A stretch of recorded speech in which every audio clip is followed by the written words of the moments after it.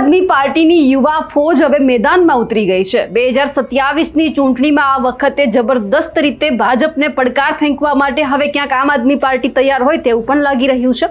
વિસાવદરની એક બેઠક જીત્યું અને એ પછી જેમના યુવા નેતાઓ છે, યુવા કાર્યકર્તાઓ છે, જાણે એમાં ક્યાંક થોડા ઘણા જે પ્રાણ ફૂંકાયા હોય અને એ રીતે જબરદસ્ત લડાઈ શરૂ કરી અને અલગ અલગ જગ્યા ઉપર જનસભા યોજવાની શરૂ કરી। ગુજરાતની અંદરથી ભાજપ હોય, કોંગ્રેસ હોય કે કોઈ પણના જે કાર્યકર્તાઓ હોય એમને આમ આદમી પાર્ટીમાં જોડવા માટેના સતત પ્રયત્ન છે તે આમ આદમી પાર્ટીના જે યુવા નેતાઓ છે તે કરી રહ્યા છે। અને હવે આવું કંઈક બન્યું છે જસદણની અંદર અને ભાજપ અને કોંગ્રેસની અંદર મોટો હવે ક્યાંક છે તે પછડાટ જે આમ આદમી પાર્ટી છે તે કરવા જઈ રહી છે, કારણ કે ઘણા બધા કાર્યકર્તાઓ છે તે જસદણના આમ આદમી પાર્ટીમાં જોડાયા છે। એટલે કોને ફટકો પડી શકે એમ છે, કોણ સંન્યાસ લેશે, તેમને વિગતે ચર્ચા કરીએ। નમસ્કાર, આપ જોઈ રહ્યા છો નિર્ભય ન્યૂઝ અને હું છું આપની સાથે રિદ્ધિ। જ્યાંથી વિસાવદરની બેઠક આમ આદમી પાર્ટીએ જીતી છે એટલે ક્યાંક એક લહેર આવી છે અને તમામ લોકોને એવું લાગી રહ્યું છે કે 2027ની અંદર કોંગ્રેસ ભલે ભાજપને ક્યાંક જબરદસ્ત રીતે મત ન આપે, પરંતુ આમ આદમી પાર્ટીના ઘણા બધા યુવા નેતાઓ છે જે મત આપવાના છે અને ભાજપને કડી ટક્કર આપવાના છે। એટલે ક્યાંક ભાજપને સીધી રીતે તો નહીં પરંતુ આડકતરી રીતે જબરદસ્ત અસર પણ થવાની છે। પરંતુ હવે જ્યારે જસદણની અંદર એક જનસભાનું આયોજન કરવામાં આવ્યું, જસદણના જે શિવરાજપુર છે ત્યાંમાં ઘણા બધા નેતાઓ છે ભાજપ અને કોંગ્રેસ તે આમ આદમી પાર્ટીમાં જોડાયા એટલે સ્વાભાવિક છે કે જે જસદણ ગઢ છે એ આખો ગઢ છે કુંવરજી બાવળિયાનો છે, કારણ કે પહેલા તેઓ કોંગ્રેસમાં હતા, પછી ભાજપમાં આવ્યા એટલે જબરદસ્ત કોંગ્રેસ અને ભાજપમાં બંનેમાં ક્યાંક પેટમાં ફાડ પણ પડી હોઈ શકે છે, કારણ કે ઘણા બધા કાર્યકર્તાઓ આપમાં જોડાયા। પણ હવે જ્યારે આમ આદમી પાર્ટીના યુવા નેતા રાજુ કરપડા જ્યારે આ જનસભાને સંબોધી રહ્યા હતા ત્યારે સૌથી સીધો જ સવાલ આવ્યો કે આ વખતે પણ શું ઘનશ્યામ રાજપરા હત્યા કેસ યાદ કરવામાં આવશે? અને બન્યું પણ ખરું।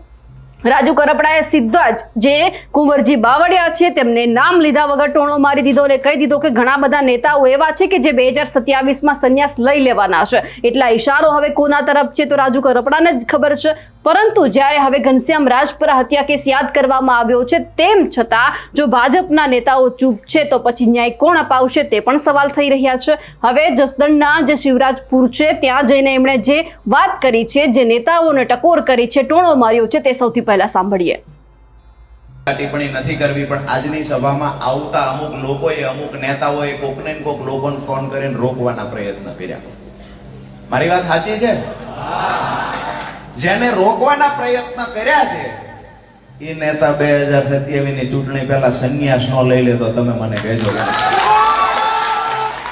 આમ આદમી પાર્ટીની લહેર આવી રહી છે। આવનાર સમયમાં ખેડૂતો, યુવાનો, મહિલાઓનો અવાજ બનીને જે વ્યક્તિ નીકળશે એ વ્યક્તિની સાથે ખંભે ખંભો આપવાની તૈયારી જસદણ વિષયની જનતાએ કરી રાખી છે। આ એ જસદણ વિષય વિધાનસભા જ્યાં ગુજરાતમાં એક ઇતિહાસ લખાયો, 85 થી વધારે કોઈ ભાઈઓને ખોટા કેસમાં જેલમાં પૂરવાનું કોઈએ ષડયંત્ર કર્યું હોય, અહીંના રહેલા ભાજપના નેતાઓએ ષડયંત્ર કર્યું છે। અમારી બહેનો પર દંડા મારવામાં આવ્યા, ભાઈઓને ખોટા કેસમાં ફસાવવામાં આવ્યા। અરે જે પરિવારમાં વ્યક્તિનું અવસાન થયું છે એના મરણનો મલાજો પણ નથી રાખ્યો, એ લોકોને 2027માં જડબાતોડ જવાબ આપવા તૈયાર થઈ ગયા। પરિવારને સાંત્વના આપવા માટે કોઈ આવતું, ન્યા પોલીસની ટોળકી ન્યા બેહતી હતી, 10-15-20 પોલીસ ત્યાં બેહારે। કોઈ ખરખરે આવે તો કહેવામાં આવે તમારો ફોટો પેલામાં હતો, બજારમાં તમે હતા, તમને અહીંયાથી લઈ જવાના છે। મારી વાત સાચી આ કે ના? પોલીસ કર્મચારીઓને કહીએ છીએ 2 વર્ષ ખાલી ખમી ખાવ, નથી સત્તા નથી કાય અને સતાય અંભાવી છે। 2 વર્ષ પછી સરકાર બને છે। 2027 પછી જે સરકાર આપણી બને છે, કોઈને એવું લાગતું હશે, ઘણા બધા લોકોને એવું લાગે કે આમ આદમી પાર્ટી સરકાર બનાવવાની વાતો કરે છે। એક સીટ વિસાવદરની આવી, એમાં ભાજપના નેતા એવું કે ઉપાડો લીધો છે। એટલે ઉપાડો લીધો, જે લીધું એ તમારું આખું મંત્રીમંડળ વિસાવદરમાં હતું, ધારાસભ્યો હતા, સાંસદ સભ્યો હતા, તેમ છતાંય આમ આદમી પાર્ટીના હાથા જુવાનડાએ થઈને ધૂળ સાટતા હતા। મુદ્દાની વાત એ છે કે આ દેશનો ઇતિહાસ છે, જ્યારે જ્યારે પણ ક્રાંતિ થઈ છે ત્યારે સામાન્ય લોકોએ ક્રાંતિ કરી છે, ખેડૂતોએ ક્રાંતિ કરી છે, યુવાનોએ કરી છે, ગરીબોના દીકરાઓએ કરી છે। ઉગાડા પગે જે ફરતા ને ફાટેલા તૂટેલા કપડા પહેરીને ફરતા, એ લોકોએ ક્રાંતિ કરી છે. આઝાદીની લડાઈ કોઈ ઉદ્યોગપતિના દીકરા નથી લડવા ગયા. આ દેશ માટે થઈ અને જો કોઈ ફાંસીના માંગડે ચડ્યા હોય એ પણ આપણા ખેડૂતોના દીકરા હતા. આ દેશની રક્ષા માટે થઈ અને બોર્ડર ઉપર જો કોઈ શહીદ થતા હોય એ પણ આપણા ખેડૂતના દીકરા છે. અરે તમે શાંતિથી 3 ટાઈમ અનાજ ખાઈ શકો, શાંતિથી પેટ ભરીને જમી શકો, એટલા માટે થઈ અને તમને અનાજ કોઈ પૂરું પાડતું હોય એ પણ અમે ખેડૂત છીએ. આજે દુઃખની વાત એ છે, અમારો ખેડૂત દેવાદાર બનતો જાય છે. ખેડૂત દિવસે ને દિવસે દેવાદાર બનતો જાય છે. 2014 જે ખેડૂતોનું દેણું 75,000 કરોડ રૂપિયા હતું, આજ ખેડૂતોનું દેણું 1,51,000 કરોડ ને પાર થઈ ગયું છે. ભાજપના નેતાઓને પેટનું પાણી નથી હલતું. અહીંયા જસદણની અંદર જ્યારે ટેકાના ભાવે ખેડૂતો મગફળી આપવા માટે આવે છે ત્યારે ખેડૂતોને પણ લૂંટવામાં આવે છે. ગ્રેડર થી લઈ અને છેલ્લે જે ઓલો હુયા લઈને હાંધતો હોય એ મજૂરે પૈસા માંગે છે. અમે રજૂઆત કરવા આવ્યા. ખેડૂતોએ અમને કહ્યું કે અહીંયા ખરેખર અમારી પાસેથી પૈસા માંગવામાં આવે છે. બાજુના એક ગામના ખેડૂત હતા, એ ખેડૂત અમને જોઈને રડવા લાગ્યા કે અહીંયા અમે ગ્રેડર પૈસા માંગે, ત્યાર પછી તોલ કરવામાં આવે, એમાં પૂરતી ભરતી ન થાય એને પૈસા આપવાના, ત્યાર પછી કોથળા ઠપકારવાના પૈસા આપવાના, વહેલા છૂટા થવા માટે થઈ અને જે ટેગ લગાવે છે ટેગના પણ પૈસા આપવાના. આ તમામ જગ્યાએ અમારી લૂંટ થાય છે. એ દિવસે વાંધો લીધો, જબરજસ્ત દેકારો કર્યો. નવાઈની વાત એ છે કે ભાજપના એ નમાલા નેતાઓ જે અમને ન પૂગી શકાય એ ખેડૂતને જઈને રાત્રે દબાવ્યો. ખેડૂત પાસે વિડીયો બનાવડાવવામાં આવ્યો. ખેડૂત પાસે વિડીયો શું બનાવડાવ્યો કે આજે મેં આવેશમાં બધું બોલ્યો તો મારી ભૂલ થઈ ગઈ છે. અરે નમાલાઓ, તમારાથી ઓલા લૂંટણીયા છે અને ઘર ભેગા નથી કરાઈ શકાતા, અમારા ખેડૂતોને શા માટે દબાવો છો? તમારામાં હિંમત હોય તો જસદણમાં રાજુ કરપડા આવ્યો તો એની ટીમ લઈને તમારી હિંમત હોય માફી ક્યાં મંગાવવા આવો. તમારામાં હિંમત હોય, તમારી પોલીસમાં હિંમત હોય, ડંકાની ચોટ પર જસદણની બજારમાં કહીએ છીએ, તમારી પોલીસમાં હિંમત હોય, આ અવાજને દબાવવાના એક વખત પ્રયત્ન કરી બતાવો. તમારી પોલીસમાં હિંમત હોય, એક વખત આ વાહામાં દંડો મારીને બતાવે. તમારી પોલીસમાં હિંમત હોય, ટીયર ગેસનો સેલ છોડીને બતાવે. આ અવાજ ખેડૂતના દીકરાનો અવાજ છે, એક યુવાનનો અવાજ છે. જ્યાં સુધી અમારો ખેડૂત તેરામાંથી બહાર નહીં નીકળે ત્યાં સુધી અવાજ કોઈના પાપથી દબાવવાનો નથી. આવનાર સમય મન મક્કમ બનાવીને રાખજો. અમારી પાર્ટી પાસે પૈસા નથી, અમે કોઈને દારૂ નહીં આપીએ, અમે કોઈના માટે રાત્રે કોઈ અલગ વ્યવસ્થા નહીં કરી આપીએ, અમે ક્યાંય ભજીયાના તાવડા નહીં મૂકીએ, પણ તમારા બાળકોનું ભવિષ્ય ઉજળું બનાવવાનું સપનું લઈને નીકળ્યા છીએ. આવનાર સમયમાં એકલા ના પડીએ, જવાબદારી આજ તમારા માથા પર મૂકી આવી. ઘણા બધા નેતાઓ છે જેને આમ આદમી પાર્ટી મજબૂત થાય તો પીડા થાય છે. અહીંયા લાઈવમાં જોતા હોય એમાં પાછા ભાજપનું આઈટી સેલ પૂરું ધંધે લાગી ગયેલું છે.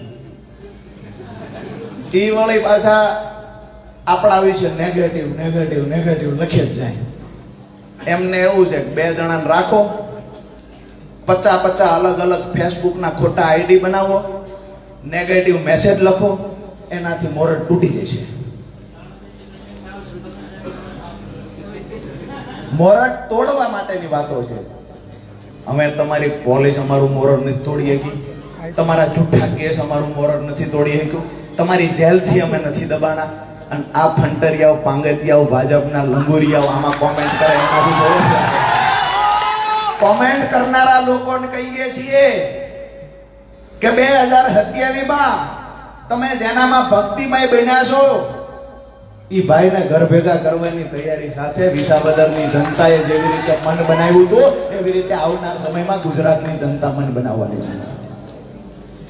મુદ્દાની વાત એ છે કે આજે આપણા ખેડૂતની હાલત શું છે, શા માટે આક્રોશ છે, શા માટે રાજુ કરપડા બોલે, શા માટે બ્રિજરાજભાઈ બોલે છે, શા માટે ઈશુદાનભાઈ બોલે, શા માટે ગોપાલભાઈ, મનોજભાઈ, પ્રવીણ રામ શા માટે લડે છે, શા માટે આખી ટીમ અહીંયા લડે છે, શા માટે તમે હું ભેગા થયા છીએ. વાત એ કરવા માટે આવ્યા છીએ કે આજે આપણો ખેડૂત જ્યારે પાક વેચવા જાય છે પોતાનો ત્યારે પૂરતો ભાવ મળતો નથી.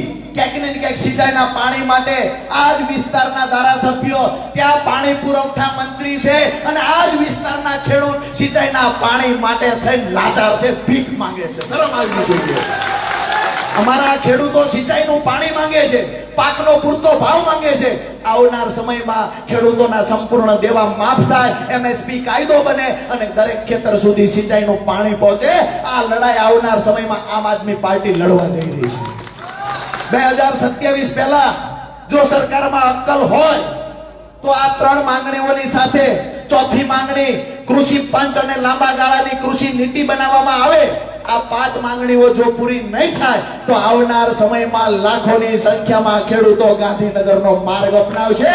અને આજથી આહવાન કરીએ છીએ ખેડૂતો માટે આવનાર સમયમાં ગુજરાતમાં મહા આંદોલન કરવાનું થાય તો અમે લોકો કરીશું, ખેડૂતોને સાથે રાખીશું. ખેડૂતોના દીકરા જીવ રેડવાની તૈયારી સાથે મેદાનમાં ઉતરવાના છે. જ્યારે પણ ખેડૂતોએ અવાજ ઉઠાવ્યો છે, ઇતિહાસ એનો સાક્ષી છે. ખેડૂત જ્યારે મરણીયો જંગ કરવા નીકળ્યો છે ત્યારે કોઈ પણ સરકાર હોય, ઉદાહરણ છે 87 ની સરકાર કોંગ્રેસની, આજ દિવસ સુધી ફરીવાર સત્તામાં નથી આવી જેને ખેડૂતોને ગોળીએ દીધા હતા. અમે એ જ ભાજપને કહીએ છીએ કે ખેડૂતોને છંછેડવાનું બંધ કરો. 3 કાયદાઓ લાવ્યા, એમાં પંજાબ હરિયાણાના ખેડૂતોએ તમને ધૂળ ચાટતા કર્યા, પણ જ્યાં સુધી ગુજરાતના ખેડૂતો સૂતા હતા ત્યાં સુધી ઠીક છે. અમે ગુજરાતનો ખેડૂત જાગી ગયો છે. હવે ગુજરાતનો ખેડૂત જાગી ગયો છે. ભલે દેવાદાર બન્યો, મોભારો બદલાવાય એવી સ્થિતિમાં ન રહ્યા, પગમાં ચંપલ પહેરે એવી સ્થિતિમાં ન રહ્યો, લુગડા ફાટી ગયેલી હાલતમાં. હું કાયમ માટે કહું છું, એક વખત ખેડૂત બનીને ખેડૂતની પીડા તો જુઓ. અમારો ખેડૂત ઘરે પ્રસંગ કાઢે ત્યારે કાં તો જમીન વેચે છે અને કાં તો બેન દીકરી ઘરાનું ગીરવે મૂકે છે. આ પીડા નથી કોઈને દેખાતી. જ્ઞાતિવાદ, સમાજવાદ, ધર્મવાદ, હિન્દુ મુસ્લિમ, તમે આ જ્ઞાતિના, તમે આ જ્ઞાતિના, આવી વાતો કરી અને જે ભાજપના દાળિયા બનીને કામ કરે છે એ લોકોને પણ કહીએ છીએ કે રાષ્ટ્ર હિત માટે, ગુજરાતના હિત માટે, અમારા ખેડૂતોના સારા ભવિષ્ય માટે એક વખત આમ આદમી પાર્ટી સાથે જોડાઈ જાઓ. પૂરા વિશ્વાસ સાથે કહીએ છીએ અમારી પાર્ટી એટલે કે આમ આદમી પાર્ટીની સરકાર બને અને જો ખેડૂતોના દેણા માફ ન થાય તો રાજુ ગરબડા માથે કફન બાંધીને એની સામે લડવા. અમારી પૂર્ણ તૈયારી છે. કોઈ પણ પાર્ટીની સરકાર હશે, ખેડૂતોના દેણા માફ થાય આ પ્રાયોરિટી છે. સિંચાઈનું પાણી પ્રાયોરિટી છે. અને જે પીજીવીસીએલના અધિકારીઓ ખેતરે હેરાનગતિ કરવા આવે છે એ અધિકારીઓનો તો કમ્પ્લીટ વ્યાજ હારે હિસાબ લેવાનો છે. ટાઈમે ટ્રાન્સફોર્મર નથી દેતા, ટીસી બળી જાય, 2-3 દી સુધી ટીસી નથી આપતા, 5-5 દી સુધી ટીસી નથી આપતા. આપણે કહીએ ટીસી તો કે હાજર નથી. લાઈટ આપવાની હોય 440 વોલ્ટેજ સાથે, પૂરી લાઈટ નો આવે 8 કલાક તો એમાં 3 વખત ઝટકા મારે. આ પરિસ્થિતિ છે. મારી વાત સાચી છે? હવે મને એ કહો કે પીજીવીસીએલ ની હેરાનગતિ થાય ત્યારે ભાજપનો કોઈ નેતા તમારી હારે આવીને રજૂઆત કરવા આવે છે ખરો? કોઈ આવતું નથી. તમારે ઉપાધિ ન કરવી, આખા ગુજરાતમાં નમાલા ભેગા ગયા. જેટલી એમને ત્યાંથી સૂચના આવે એટલું કરવાનું. કોઈ મીડિયા વાળા બૂમ ભાજપના નેતાને આગળ લાવીને મૂકે ને પ્રશ્ન પૂછે તો એવું કે ગયો એમ પેલા ઉપર પૂછી લઈએ હું જવાબ દેવાનો છું.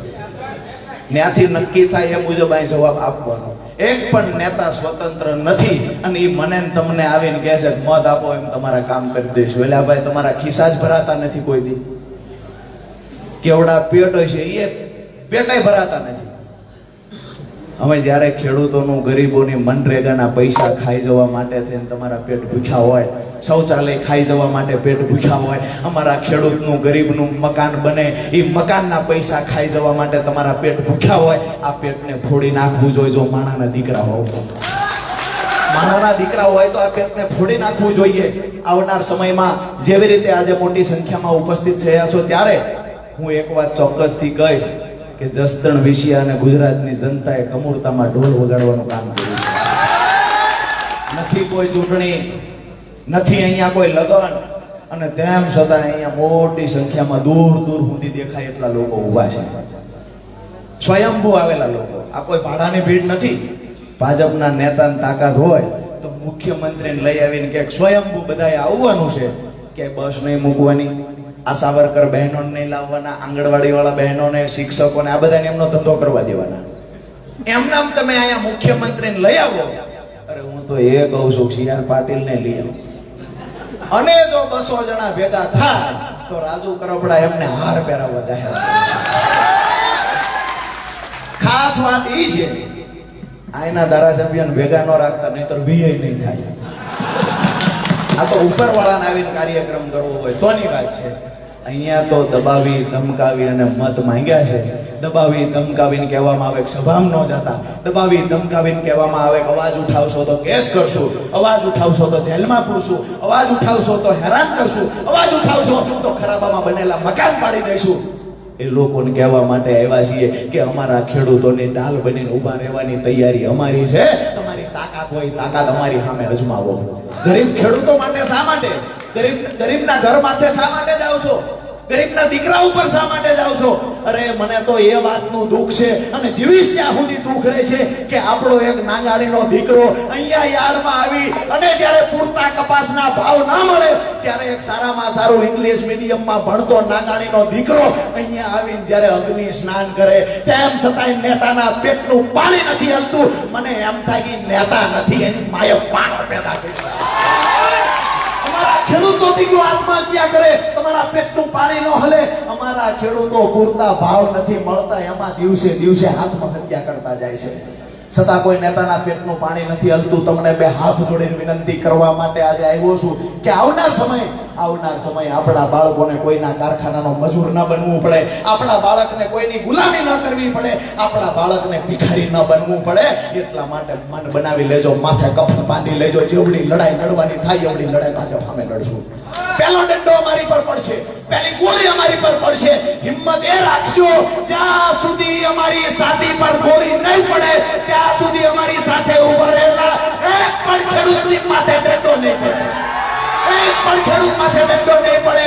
જ્યાં સુધી અમે જીવીએ છીએ ત્યાં સુધી અમારા ખેડૂતોને, ગરીબોને આ નમાલી અને માય કાગલી સરકારની નમાલી પોલિસની તાકાત નથી. એનો અવાજ તમારી નમ્ર વિનંતી કરવા માટે આવ્યો છું અને ગુજરાતના ખેડૂતો, ગરીબો, યુવાનોને નમ્ર વિનંતી કરું છું, આવો સૌ સાથે મળી એક વખત આ ગુલામીમાંથી બહાર નીકળવા માટે જેવી રીતે 1947 પહેલા આઝાદીની લડાઈ આપણા પૂર્વજો લડ્યા છે.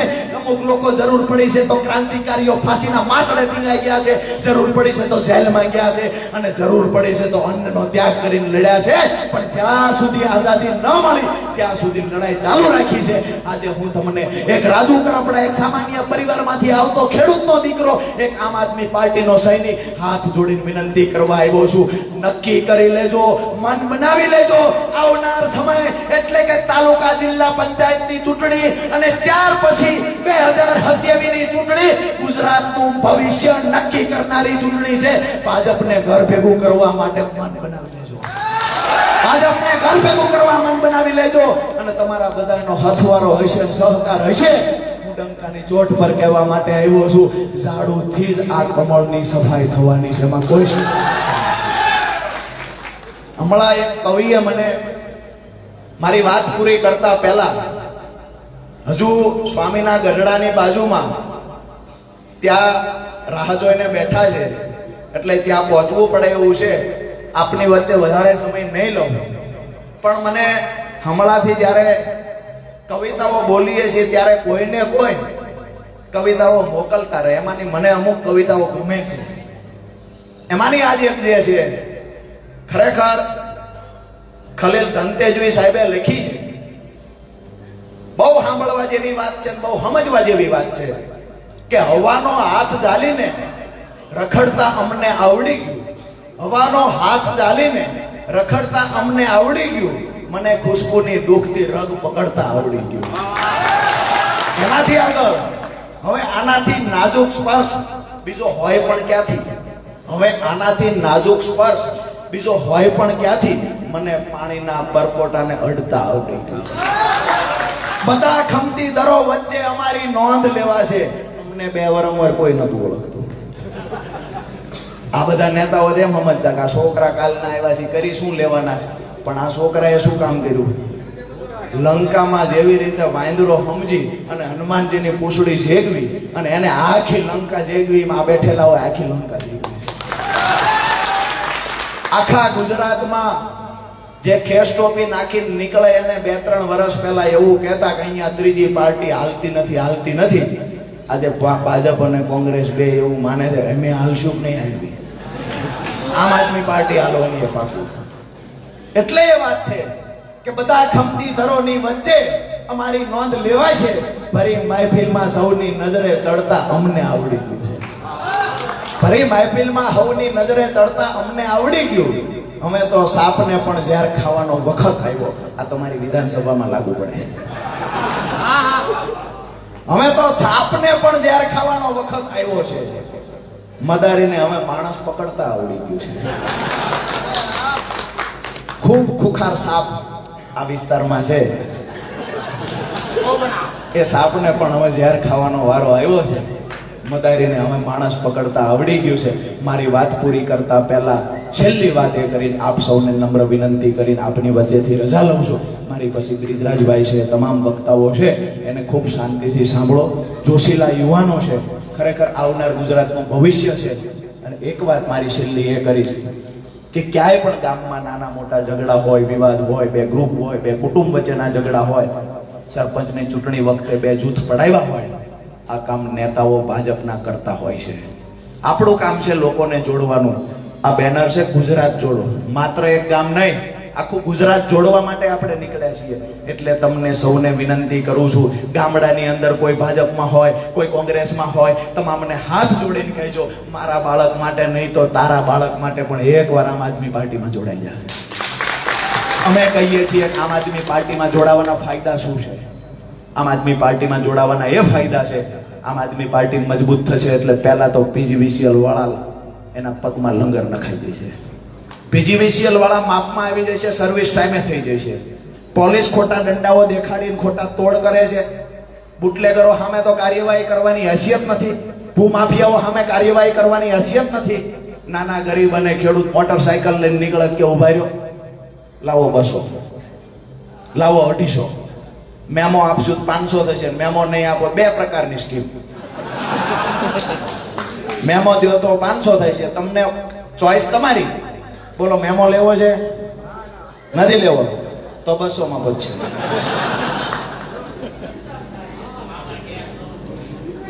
આ 2 પ્રકારની સ્કીમ. અને એ જોવે વાહન મોટરસાયકલ તમે દરેક જિલ્લામાં તપાસ કરવાની. બધા અધિકારી ખરાબ છે એવું નથી કહેતા, પણ માથે ફાળિયું બાંધેલું હોય, દાદાની જેમ સોરણી પહેરી હોય એટલે એ તો શેટેથી નજરે પડે. આ તો ઉભો રહી જાય જાણે આતંકવાદી આવતો એમ રોડ ઉપર થોડી પોલીસ વાળો આવી જાય. ઉભી રાખો, ઉભી રાખો, ઉભી રાખો. બોલો કે શું લાયસન્સ આપે. પીયુસી, હવે દાદાને ખબર જ નથી કે પીયુસી એટલે શું છે. એને ખબર જ છે વીમો લાવો, પીયુસી લાવો, લાયસન્સ લાવો, કાંઈ ન મળે તો 4 સાઈડ સિગ્નલ ચાલુ છે. અમારે દૂધવાળા ભટભટિયા 25 વર્ષની ઉંમરના થયા, એને ક્યાંથી આ બધું હોય. ઓલા ભટભટિયા જે હજી અહીંયા છે ડીઝલના, વાહે કેરિયલ હોય, 4-5 જણા બેસી જાય તો ઉપાધિ જ નહીં, સકડા જેટલું કામ કરે, હાલ જ કરે. આ બધા પાસે ક્યાંથી લાયસન્સ હોય. સીધી વાત એ છે કે ક્યાંક ને ક્યાંક ગરીબોને, ખેડૂતોને પોલીસ લૂંટી રહી છે, પોલીસ હેરાન કરી રહી છે. તો એની સામે અવાજ ઉઠવા વાળું કોઈ બીજું નથી. એની સામે અવાજ ઉઠાવશે તેથી આમ આદમી પાર્ટી મજબૂતાઈથી ઉઠાવશે. અને જે પોલીસ કર્મચારી ભાજપનો હાથો બનીને કામ કરે છે એ અધિકારીઓને ખાસ કરીને 2027માં મેડલ આપવાનું કામ આમ આદમી પાર્ટી કરે. બીજી વાત રોડ રસ્તાની વાત છે તો સંપૂર્ણપણે રોડો તૂટી ગયા છે. ગટર વ્યવસ્થાની તકલીફ, પાણીની તકલીફ. ખેતરે જાઓ ત્યાં પાણી ન આવે, ગામમાં જાઓ ત્યાં પીવાનું પાણી ન આવે, દવાખાને જાઓ તો ત્યાં કોઈ આરોગ્યની વ્યવસ્થા ન હોય, નિશાળે જાઓ તો માસ્તર ન હોય. અહીંયા પ્રાથમિક સુવિધામાં મળે છે શું? કાંઈ જ મળતું નથી. ખેડૂતોને અતિવૃષ્ટિ, કમોસમી વરસાદથી પાક નુકસાન થાય, એના માટે આંદોલનો કરવાના. ત્યારે 20,000નું વળતર દે, આંદોલનો કરવાના. ઓલા સમાચારમાં આવે રાજુ ગરબડા હજારો ખેડૂત સાથે આંદોલનમાં લેવાનું શું? તો કે 20,000 રૂપિયા. એમાંય આંદોલન. પાછા આંકડા આપવાના આપણે કે ભાઈ વળતર કેવી રીતે નક્કી થાય, તો આપણે પાછા એમને હિસાબ દેવાનો. આપણે જિલ્લાનો ખેતીવાડી અધિકારી હોય એને આપણે કહીએ ભાઈ એકર કેમ થાય, તો કે મને નથી આવડતું. અમે સુરેન્દ્રનગરમાં પૂછ્યું કે એકર સાહેબ કેમ થાય, તો કે 10 વીઘા એકર થાય. હવે આ પાસા નક્કી કરશે જિલ્લામાં વળતર કેમ દેવાનું, વીઘાનું વળતર એ નક્કી કરશે. આજે શિવરાજપુરથી કહીને જાઉં છું કે ગુજરાત સરકારની એક યોજના મુખ્યમંત્રી કિસાન સહાય યોજના, જે યોજના 2016 થી લઈને 2020 સુધી પ્રધાનમંત્રી ફસલ બીમા યોજનાએ ગુજરાતના ખેડૂતોને ગુજરાતની તિજોરીને લૂંટવાનું કામ કર્યું હતું. આ યોજનાના પુરાવાઓ આપ્યા, અનેક કેસ થયા હાઈકોર્ટમાં, અનેક ખેડૂત આગેવાનોએ આંદોલનો કર્યા. એ આંદોલન કરતા કરતા કરતા કરતા સરકાર જ્યારે એવી બદનામ વધારે થઈ અને વીમા કંપનીઓ સરકારને ગાંઠતી નહોતી, આવું તો સ્વર્ગસ્થ વિજયભાઈ કહેતા હતા કે વીમા કંપની અમારું માનતી નથી.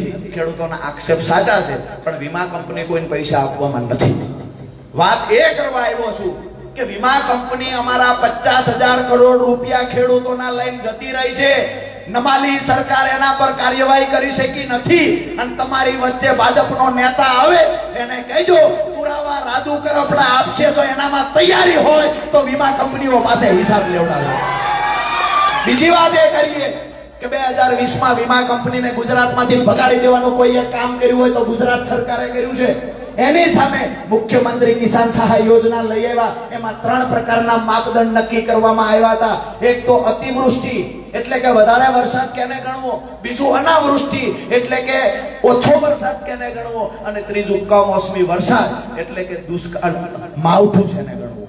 આ ત્રણેયના માપદંડ નક્કી કરવામાં આવ્યા. એમાં એવું નક્કી થયું કે અનાવૃષ્ટિ એટલે કે દુષ્કાળ કોને ગણવો, ચોમાસાની શરૂઆત પછી સતત 28 દિવસ વરસાદ ન પડે તો એવા વિસ્તારને અનાવૃષ્ટિ એટલે કે દુષ્કાળગ્રસ્ત જાહેર કરવાનો.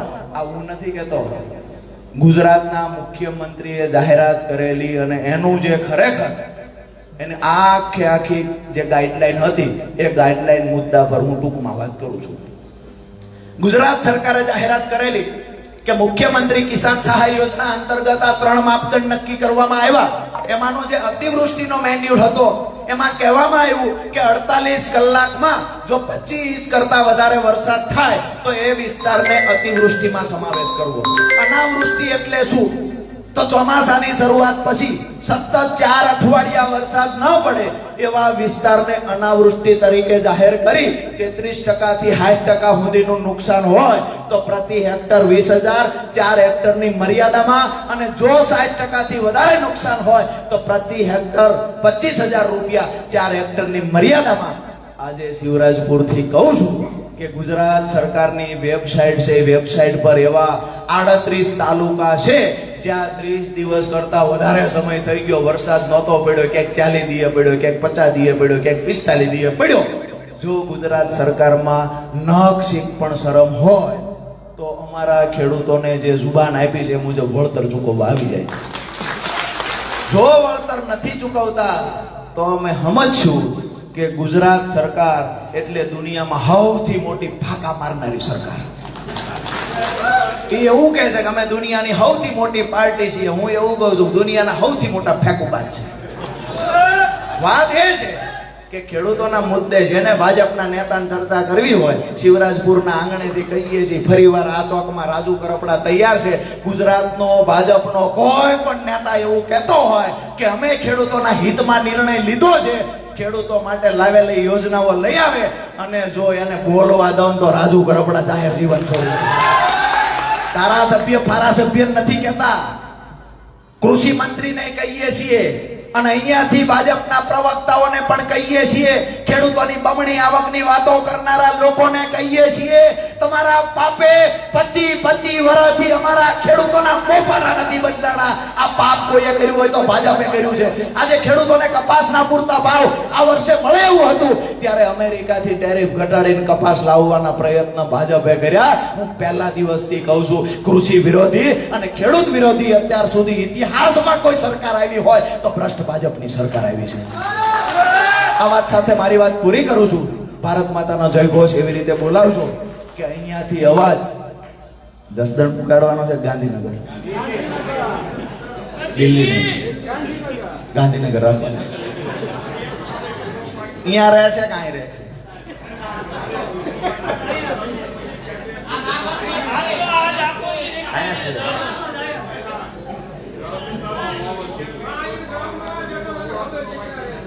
વીમો ને દાદા આખા ગુજરાતનો લૂંટીને ભાજપ વાળાને કંપની ઓરડામાં બેહીને ભાગ બટાઈ કરીને કંપનીને ભગાડી મૂકી છે. ચોર કંપની હતી ને એને ટેકો ભાજપે દીધો, બે ભેગા થયા. કંપની એલ કે લૂંટી લીધા, કંપની એને અડધું ભાજપે લૂંટી લીધું છે. દાદાએ કીધું કે વીમો નથી આવ્યો, આખા ગુજરાતમાંથી 50,000 કરોડ રૂપિયા ખેડૂતોના લેણા નીકળે છે, હજુ સુધી કોઈ ખેડૂતોને ચૂકવવામાં આવ્યા નથી. સુરેન્દ્રનગર વાળાને બિચારા નેવાના પાણી મોહ ચડ્યા ત્યાર 1500 ખેડૂતો મળ્યા છે. એટલે અમારે નેવાના પાણી મોહ ચડ્યા હતા, અમે નાની નાની વાતમાં 2,000 3,000 ખેડૂત ભેગા થઈને તરત પૂગી જાય છે. કમોસમી વરસાદ હોય, અતિવૃષ્ટિ હોય. ગયા વર્ષે 28 તારીખે સરકારે જાહેરાત કરી હતી કે ખરેખર સર્વે થઈ જવું જોઈએ, નુકસાન હશે તો વળતર દઈશું. 30 તારીખે સુરેન્દ્રનગરના અધિકારીએ કીધું નુકસાન નથી, એમ સર્વે કરી લીધો. બે દીમાં કે સર્વે કરી લીધો. અમે કીધું એક ખેડૂતનું નામ દો, ખેડૂતનું નામ તો હતું જ નહીં. આખા જિલ્લાના એક પણ ખેડૂતનું નામ નહોતું. આ સરકાર, આપણે ગામડામાં કહીએ છીએ મોરથી પકડો કે ખાંડો છે, પૂછડું પકડો કે બાંડો છે.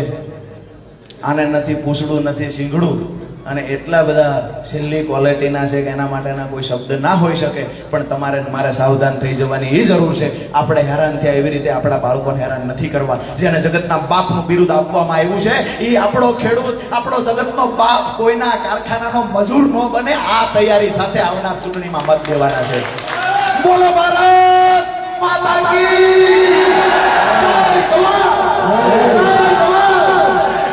જય! આપ સૌનો હૃદયથી ખૂબ ખૂબ ખૂબ ખૂબ આભાર.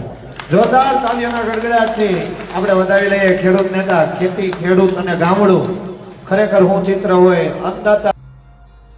એટલે હવે રાજુ કરપડાએ સીધો જ ઇશારો કરી દીધો છે અને કહી દીધું છે કે 2027 પહેલા આ નેતાઓ છે તે ક્યાંક સંન્યાસ લઈ લેવાના છે. હવે કોણ લે છે, કોને લેવડાવે છે તે પણ જોવાનું છે, પણ 2027માં જબરદસ્ત ટક્કર જામવાની છે એ પણ ક્યાંક અત્યારે સ્પષ્ટ દેખાઈ રહ્યું છે, અને એ પણ જસદણમાં. અમારા અહેવાલને લઈને અને જે રીતે કુંવરજી બાવળિયાને આડકતરી રીતે ટૂણો મારવામાં આવ્યો છે, જવાબ માંગવામાં આવ્યો છે, તેમને લઈને આપ શું માનો છો કમેન્ટ કરીને ચોક્કસથી જણાવજો. સાથે જ અમારી નિર્ભય ન્યૂઝ ચેનલને લાઇક, શેર અને સબસ્ક્રાઇબ કરવાનું ભૂલશો નહીં. નમસ્કાર.